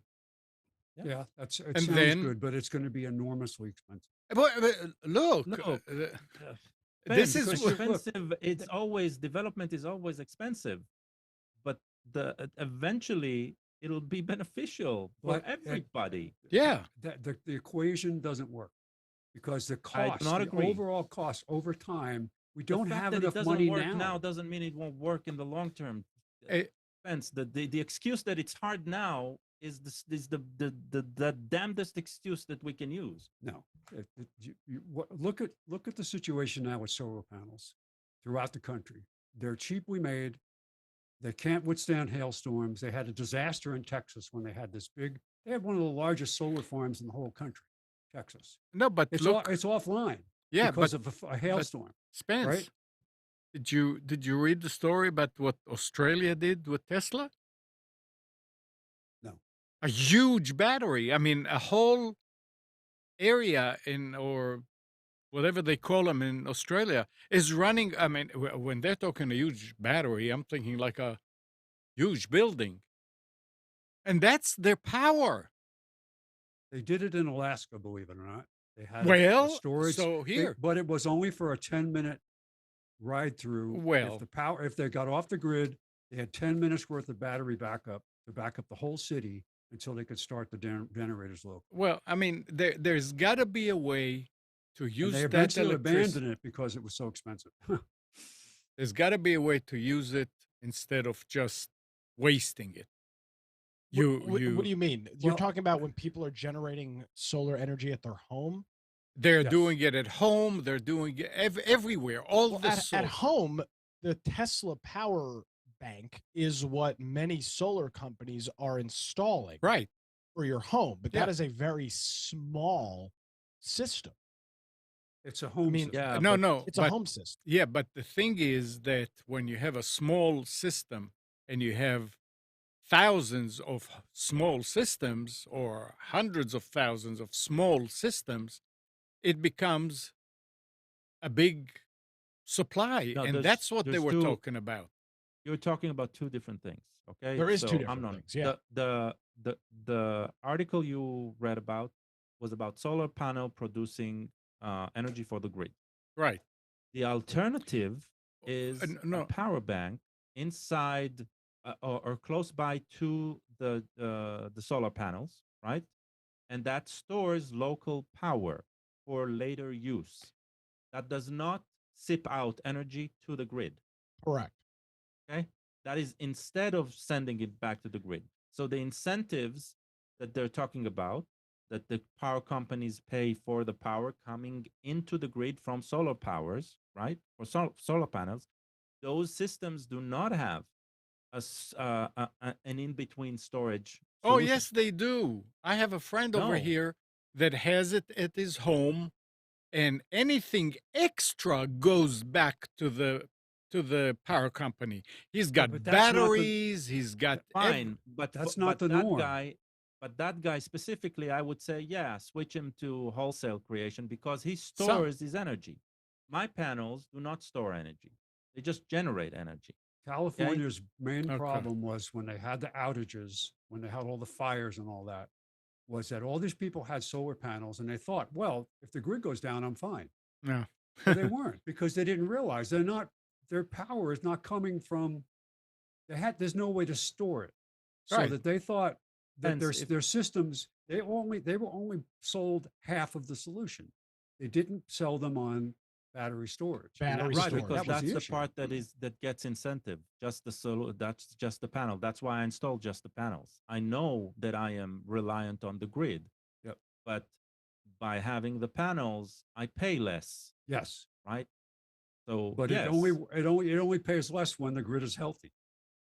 So, agreed. yeah. Agreed. But Yeah. no, it's not a bad thing. But the people in California they would say, what do you mean I can't What do you mean I can't? Yeah, anybody who use my says what solar do you mean I panels? can't means he didn't listen when he signed the contract, right? Well, That's fine. I don't care about them. there was an investigation. There was an investigation into the marketplace in California. All these companies Okay, so it rushed wasn't there helpful. to sell. They weren't interested in selling them the battery banks because the technology was very expensive at the time. There weren't Yeah, a lot of it's options. It's still very expensive now. I have a huge interest in this. I'm currently doing endorsements for a local solar company, and it specifically is Duke Energy specifically is offering a huge deal right now if you're installing solar panels with a battery storage system, because but it is I mean, even with all of the savings, it can still be a 20, 30, or $40,000 Oh, yeah. install, Yeah. even Yeah. with Yeah. even with saving 20 grand on the whole thing, because the battery is the expensive part. As Spence noted, the solar panels are cheap as hell. I mean, they are very inexpensive in the grand scheme of things. It's the battery technology, and of course, all of the panels and all of the other the wiring and the things that are associated with setting up Controllers, a solar. lot. Yeah. Yeah, Yeah. that stuff has cost to it as well, but it's um the solar without battery is, as Gal noted, is just half of the equation. Yeah. Yeah. You And can't it's a do fine much half of with the it. You equation. can't do much with it if But you there's no can at power. during the Yeah. peak of the day, you can big time offload your energy. Yeah. I But just I just think the total cost of trying to implement something like this across everywhere, It's too it's big. just yeah, but Now I will say Spence, the this. total cost of just building a grid is expensive, right? it's money And we this is don't a have. complex system, but they're honey, saying look, we also don't have time, right?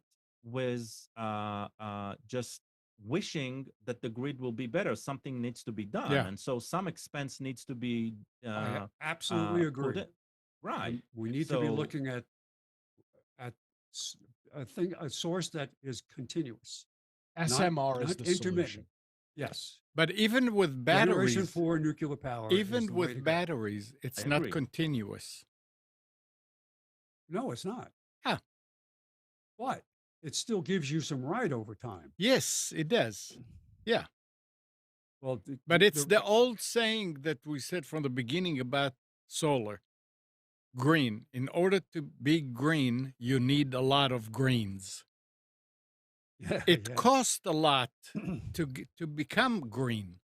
So, but the thing is, here is okay. So we did it, and we're green, and we produce a lot. Oh, but they're throwing it away. You know, it's like you pumping a lot of water because now here water is in short supply, so everybody's pumping it up. But instead of just storing it somewhere, you let it just run into the rivers, and But that's the big issue, and I do believe this problem solves itself in the future. I'll disagree with you a little bit as battery technology continues to mature. I mean, evolve. agreed. Yeah, you I go was from hoping- lead acid to lithium ion, and it's like a whole different. It's like apples and oranges. I don't know what the next phase of battery technology is, but I can only assume that whatever it is makes this idea of large scale storage like they do with water. I mean, you drive through any small town in America and you see a water tower with the name printed on it because it's relatively inexpensive to store water in a silo. And it's exactly the same idea that can be used for solar because they pump the water up there during low peak times, and then it's gravity that feeds it without a pump on peak times. Yeah. So it's very, very logical. And I would love to see innovation in batteries. 10 years ago, I read about something that just I haven't heard much about with instead of batteries, but using capacitor banks, where you would have thousands of tiny capacitors that would discharge as needed. And the used in tandem with a flash. It was developed for oil rigs. It was a flash, tiny little turbine generator that you could run just for a few seconds, and it would charge all the capacitors because they'll charge instantly. They don't have to go through the waiting and heating and all that problems that you have with lithium ion. There are And quite a few new technologies with batteries. And the last one I was reading about is actually water. They're using water. wouldn't that be great? Yeah, I mean, this is all in universities and in research, but yeah, I mean, it'll change. It'll And I change. agree. Yeah. I agree that the problem Well, drives the technology, and I want to yeah. see it Yeah. happen. But I don't want to see billions and trillions of dollars spent for something when a new innovation is going to come along that'll make it really cheap. It's just that The new the infrastructure. innovation, though, will only come when, like, everything needs to move forward. Just stopping something will not cause something else to come forward No, faster. that's true. I agree. Yeah. What I don't want to see Cold is, fusion. Let's get cold fusion already. hey, yeah, we need a time machine. We need to go to the future and bring it back. Yeah. All right.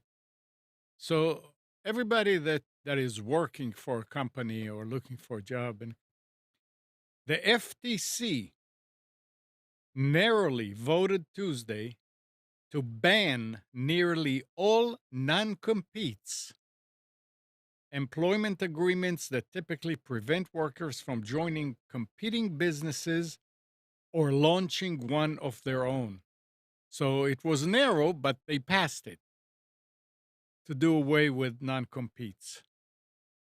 That I I always I would have kept non-compete, but for like specific levels of employment. Like if you make more than $1 million a year, right? Then yeah, a non-compete maybe makes a difference. But anybody else, it's like the market, right? yeah. Well, I mean, but still, if you are, I never understood it. If you're working for a company and either, I don't know what happens if you get laid off or if you get fired and you have a non compete, that means you can go to do the same job at another company. If Correct. another Yeah. company comes and offers you a lot more money, I mean, we are the United States. It's not socialism. If somebody offers you, you should be able to go and get. Now, I understand companies feel, hey, we trained you, we taught you, we this, with that. Fine. So you So, also need to pay more. exactly. You see, that's the thing. Yeah. I Take think care of me, it's I'll stay. I think So it's there's a two time sides. period, like 6 months or something, right? Usually with a Yeah, yeah. non-compete. It's there's a cool off period. Yeah. Mine is a year. I have a non-compete. It's very common in media. But Amnon, to your point, Yeah. you know, um, It is I have to. two-sided. You're right. It's Well, always two-sided. but it's two-sided. There's two different things. But you said this, so I agreed to that as in terms of my employment. I don't like it. I think non-competes are stupid. But it was either agree to the non-compete or don't take the job. So I Exactly. made that choice. Yeah. Which I'm fully aware of. There's two different things with non-competes. There's two different angles. One is large companies that have non-competes that if you like people like Katie that are I'll call them entrepreneurs, they work for a large company. They say, all right, me and a couple of my friends, we see something that either maybe this company isn't doing right or something that we think can be done better. We're going to go and start our own Mhm. similar thing, even if it's not the exact same company. That is an area where large companies use non-competes to protect themselves. Right. On the other side, you've got small business that does not have the overhead or does not have the maybe the cash flow as a large organization. They spend 3 years training somebody like Gal, and then IBM swoops in and says, Gal, you're great. We really like all that you can do. Come work for us. We can afford to pay you a lot more. Now this small company has invested a lot of time into you, and you're gone. Overall, I think getting rid of non-competes is good, but it's a split issue. Um, it's a split political issue between Democrats and Republicans. Some Republicans think this decision from the FTC is terrible. Others think it's good, and same thing on the Democrat side. So it's one of those issues where there's not a direct straight party line split or something like that. Okay, yeah, I can see that too. Because there is multiple sides yeah. to it. Yeah. Nick, outside of media, any idea of? I know that this was popular in the C-suite, Yep. executives, managers, like who were in critical roles, who usually had pretty big employment packages. Oh, to for sure. start These with. guys are making So, $250,000 a so year plus. I never was in a role that ever required this, and I didn't ever wanted to be, but um, I can see that. How would this? I'm just trying to think of other industries where So I people end up. actually, I think minimum wages in jobs in North Carolina have a non-compete. Like I you don't, work for Sheets, you're not allowed to work for McDonald's afterwards or something like that. It's I like don't know that, but I no, did it's actually, there. Seriously? Are you being I got a text. sarcastic? No. I'm being truthful. I remember reading Wow. it in Shai's employment contract back then.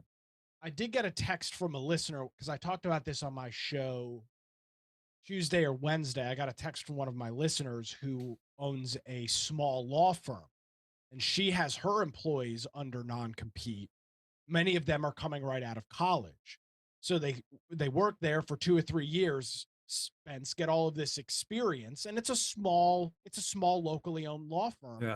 And then one of these big heavy hitters comes in and takes these kids now that have 2 or 3 years worth of experience, can pay them $50,000-$60,000 a year more maybe than they're making at their current, at this current firm, and they're gone. So she said, and she chooses to do that. But again, you have the choice I had a choice. If I didn't want to Yeah. non-compete, I should not have taken my job. And I understand that if I get fired or I decide to leave, that I am going to have to deal with the stipulations of that non-compete. Now, fortunately, it's not a big deal for me because there's no other talk stations in town, and they're all out of the mile radius that my non-compete covers, which is like 90 miles.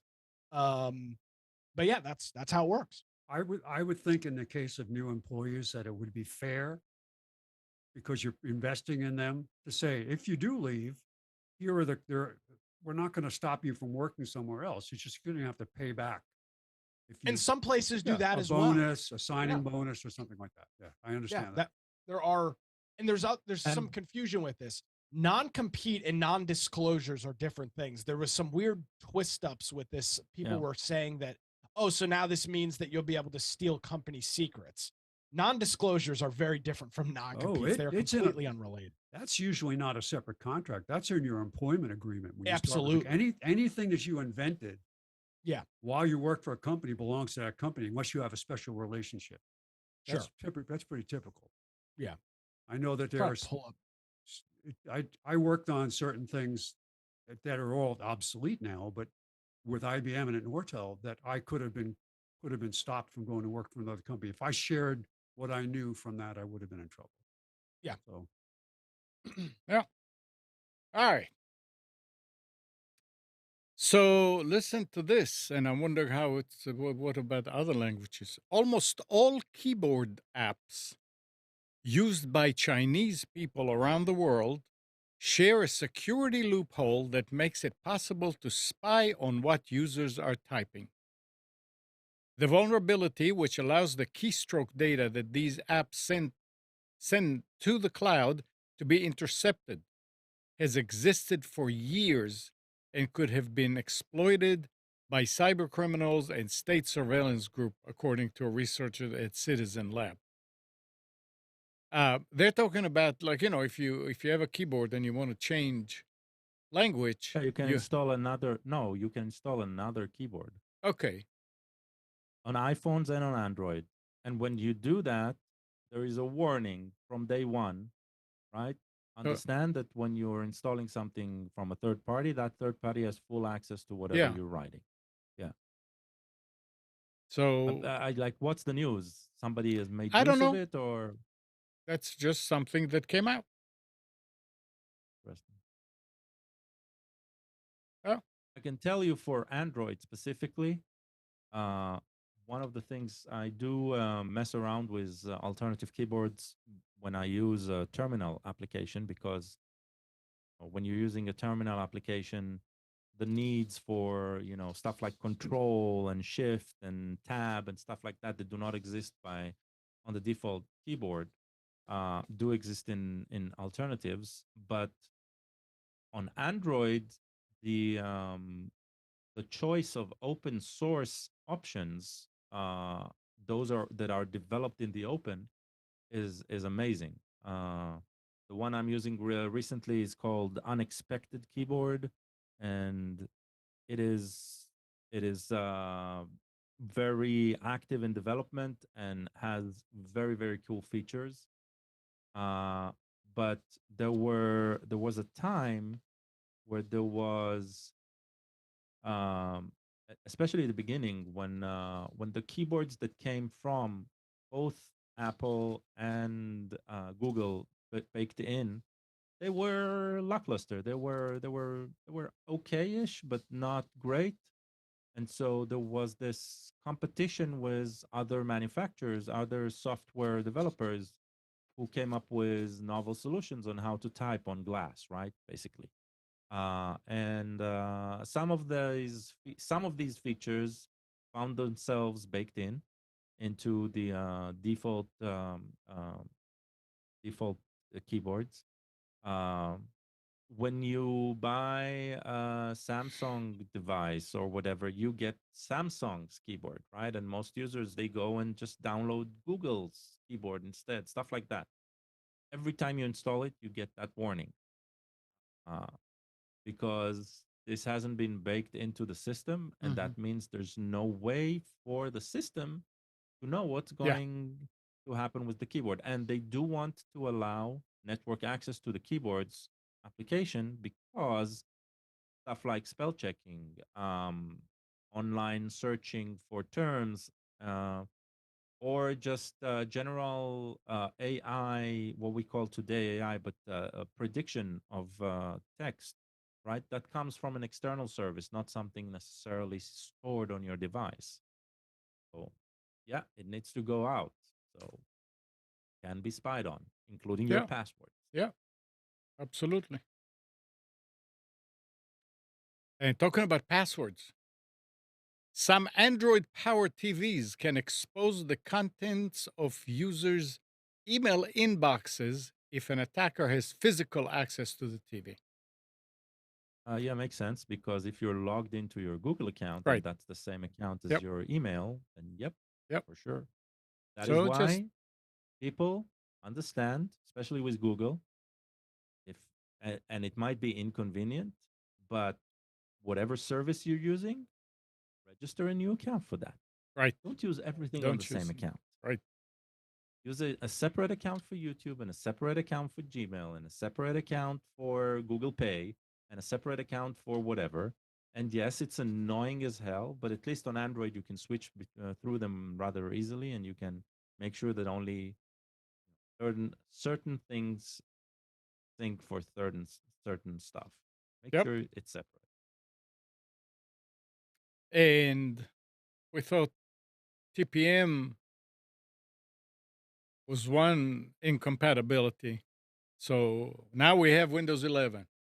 But with Windows 11 24H2, all geared up to have AI intensive applications, Microsoft has added a code that will warn you if your PC does not meet the hardware requirements, according to code dug up by ex sleuth Albacore.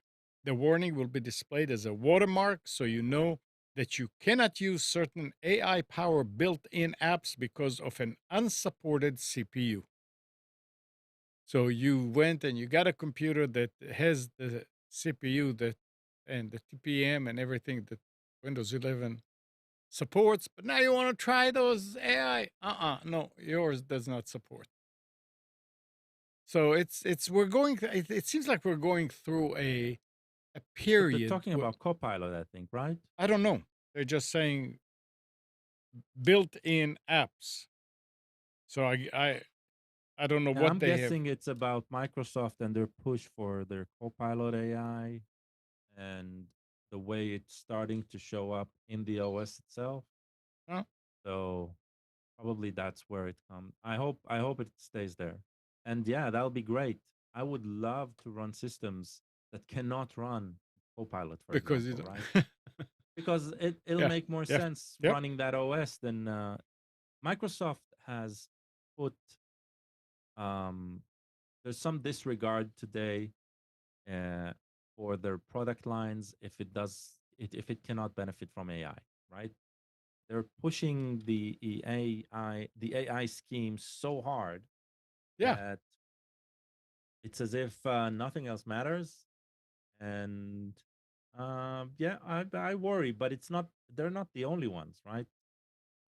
It's just with them, it's so prevalent, it's so in your face that yeah, yeah. starting to be a pain. So don't be surprised. And the last Yeah. thing I have here, captchas that aim to distinguish human from nefarious bots are demanding more brain power. The companies and cybersecurity experts who design captchas have been doing all they can to stay one step ahead of the bad actors figuring out how to crack them. The cottage industry of third party captcha solving firms, essentially humans hired to solve the puzzles all day, has emerged. More alarmingly, so has technology that can automatically solve the more rudimentary tests, such as identifying photos of motorcycles and reading distorted text. Software has gotten really good at labeling photos. Say Kevin Crosschok, the founder of CEO of Arcos Labs, which design what it calls fraud and abuse prevention solutions, including CAPTCHAs. So now enter a new era of CAPTCHA, logic based. I mean, some of those CAPTCHAs really, I mean, you look and you say, okay, I don't know. I Some can of them see are it. almost impossible to do Yeah. because you're like, wait a second. You You have to go have to back and stop. It ask used for to a be new like picture. bang, bang, bang, bang. Okay, Yep. done. I think the Now, real problem there is every captcha we're doing, we're actually training the machine Yeah. how to identify. And so we are training these machines, right? And how we think, and then they are upgrading. It's that the, this arm race is never going to end. well, It Also, needs to change. captchas, the last few captchas I've done have been completely wrong because they say select all of the images that have a motorcycle in them, yeah. but they're all images of mopeds. And so I'm like, it doesn't even know. Like, can I put in a thing that says that this is the wrong thing? Huh? Yep. It's a scooter, not a motorcycle. You mentioned a minute ago. I mentioned Call Pilot. I wanted to show you something that I was playing around with Call Pilot, or Copilot. Let me see if I can get this in the right place here. And I make it bigger yet. I asked it to make show the illegal sale of information technology in a back alley. And this is what it drew. So it's pretty Yeah, you cool. It did actually that last shows a bit. week. I showed you this? Yeah, you showed it last week as it was doing it. Oh no, I didn't. I didn't realize I actually showed you the picture. Because I refined it. You There had was a another few of one. them. Yeah. No, Yeah. maybe not exactly. Yeah. Yeah. This was the one that I That's settled neat. on that was actually pretty good. Yeah. That showed the ones and zeros. Did you guys hear the story about um, a, somebody was try to create a it was a racism incident where the person used AI and took the voice of a police chief and made it sound like he was making racial slurs against the person when it really wasn't. How they found out, I don't know.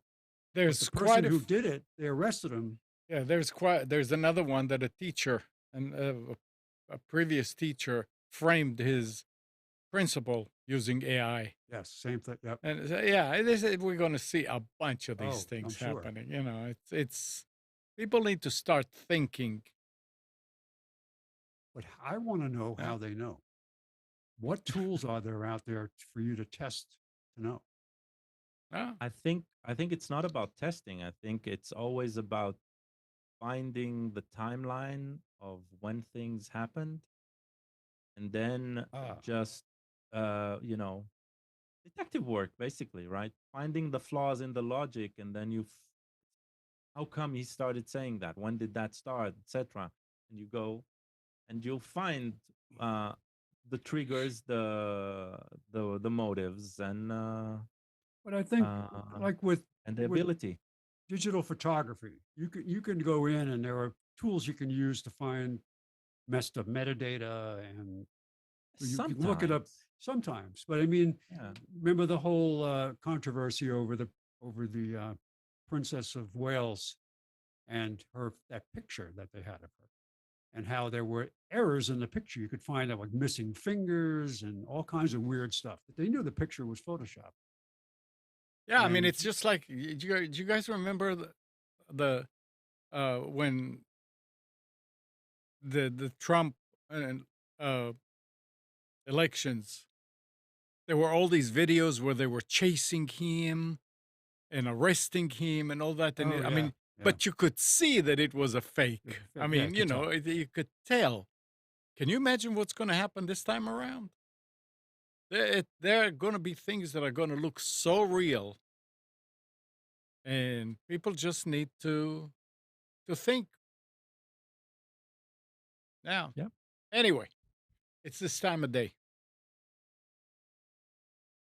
Anything else anybody wanted to add?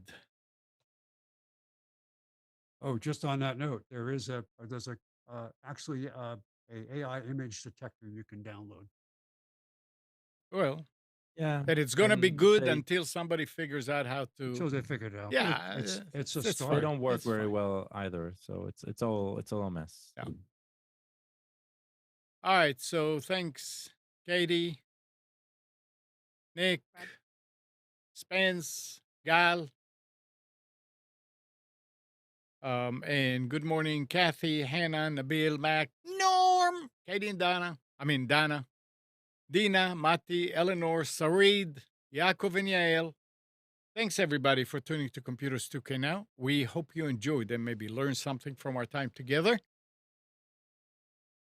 Remember to practice safe computing, back up your hard drive, update your virus scanner, and change same passwords where you use them. What was the other thing that we needed to add here?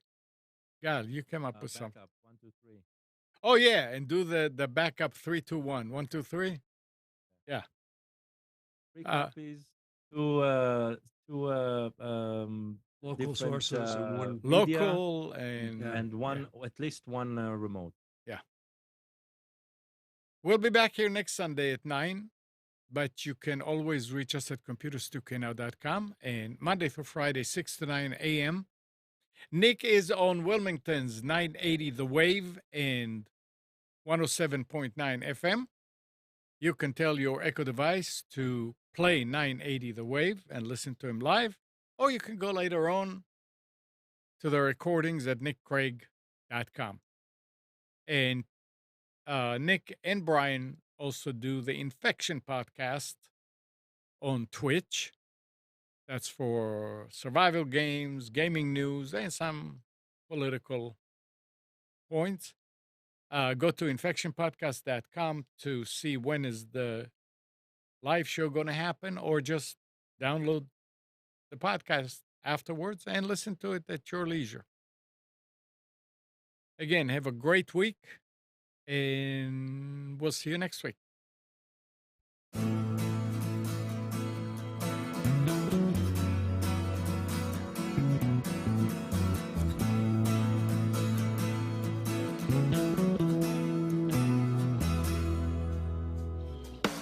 You are tuned to the Nissan Communications Network. If you tuned in too late, you can always watch each program in its entirety or download an MP3 audio file of it in the archives section at nissancommunications.com. Don't forget to subscribe to our YouTube channel, follow us on Twitter, and like us on Facebook. Sponsored by StreamingGear.com and DeltaForce.net.